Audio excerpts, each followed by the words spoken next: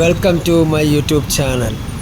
പാപ്പനംകോട് തുലവിളയുടെ സമീപം കഞ്ചാവ് വേട്ട 350 കിലോയ്ക്ക് മുകളിൽ ഇന്ന് പോലീസ് പിടികൂടി. പാപ്പനംകോട് വൈഡാമൻ്റെ താഴെയാണ് കേട്ടോ. വൻ കഞ്ചാവ് വേട്ടയാണ്.